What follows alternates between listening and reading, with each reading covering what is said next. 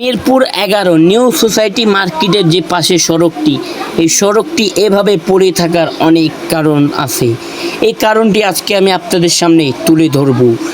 এর কারণ হলো, যত পর্যন্ত এই বাজারওয়ালাদেরকে এই মার্কেটে দোকান না করে দেওয়া হবে, তত পর্যন্ত তারা এই সড়কটির কাজ ধরতে দিবে না, এমন কথা বলছেন তারা রাস্তার কাজটি ধরুক, কিন্তু আমাদেরকে এই মিরপুর ১১ নিউ সোসাইটি মার্কেটে পুনর্বাসন করে তারপরে এই রাস্তার কাজটি ধরা হোক।